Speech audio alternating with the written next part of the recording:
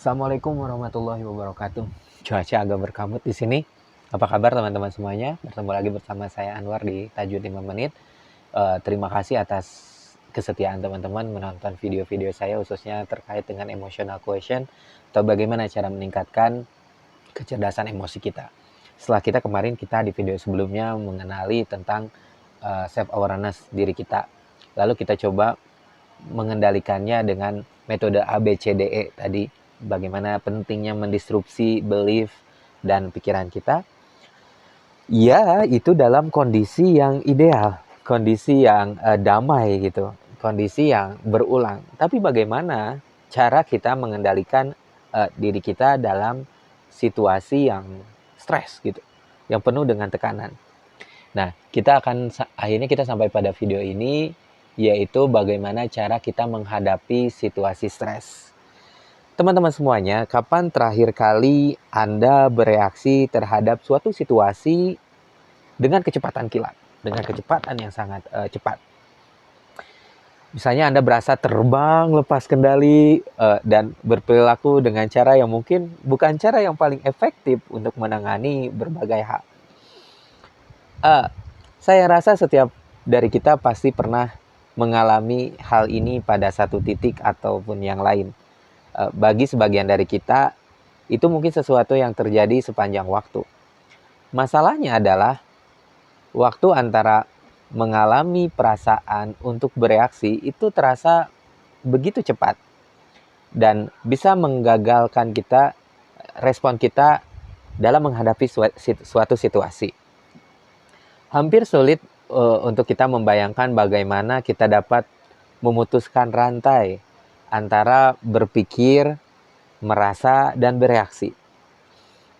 Apa saja taktik yang sebenarnya dapat Anda gunakan untuk memperlambat waktu reaksi Anda dan memilih bagaimana cara merespon dengan lebih baik?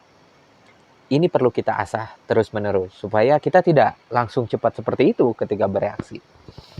Nah, teman-teman, langkah pertama yang perlu kita lakukan ketika dalam situasi stres adalah mundur selangkah. Mundur selangkah ketika Anda merasa bahwa Anda mulai bereaksi secara emosional dan Anda bisa lebih objektif jika mundur selangkah. Dan ini adalah salah satu taktik yang paling efektif yang dapat Anda terapkan. Beri ruang untuk mundur dulu dari suatu kejadian. Langkah kedua adalah ketika Anda mulai merasakan emosi yang begitu kuat, entah itu kemarahan atau ketakutan, cobalah memberi diri Anda ruang untuk bernapas.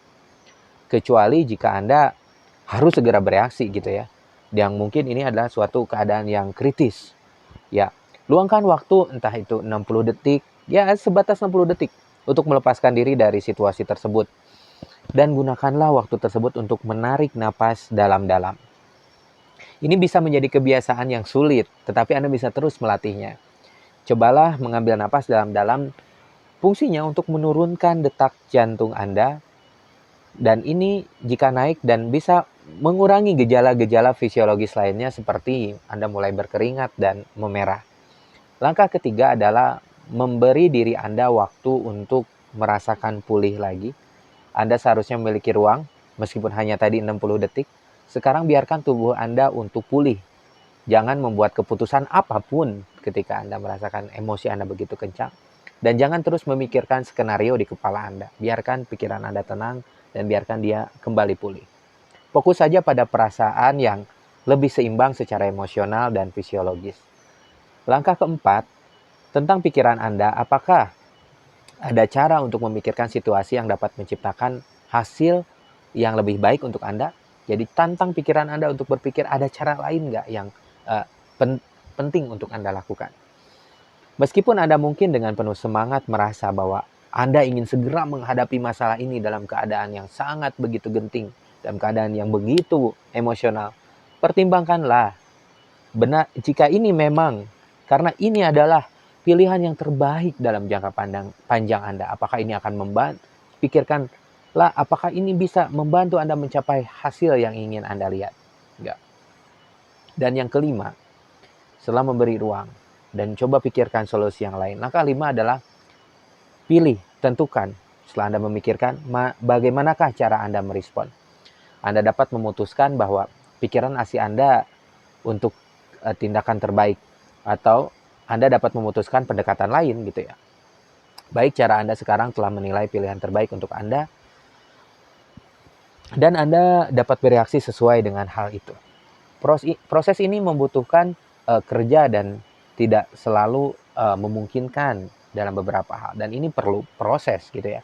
Mungkin sulit jika Anda dalam kondisi stres dan lelah, tetapi ketika Anda mulai merasakan emosi Anda mulai meningkat dan gejala fisiologis mulai begitu kuat dalam diri Anda, cobalah untuk memberikan ruang bagi diri Anda untuk berpikir, menenangkan diri, dan perlahan-lahan berpikir dan memilih bagaimana cara untuk menafsirkan berbagai macam informasi yang ada, dan pilihlah bagaimana cara untuk bereaksi.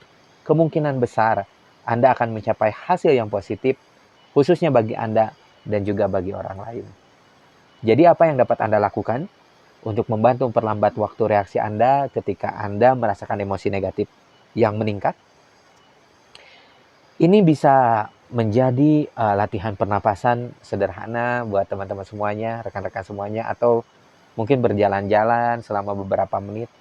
Dan dalam beberapa hal, semakin sederhana itu semakin baik. Karena strategi ini lebih mudah digunakan di saat yang panas. Ketika emosi naik, cobalah beri ruang, mungkin sekedar berkeliling, jalan-jalan gitu.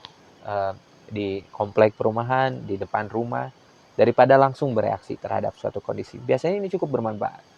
Apalagi kalau misalnya kita sebagai, ya saya sekali lagi ingat, saya mungkin ketika sebagai seorang ayah gitu menghadapi sikap anak-anak, kadang inginnya langsung tuh bereaksi secara kencang. Atau mungkin ketika kita dengan pasangan, ataupun dalam kondisi-kondisi lainnya.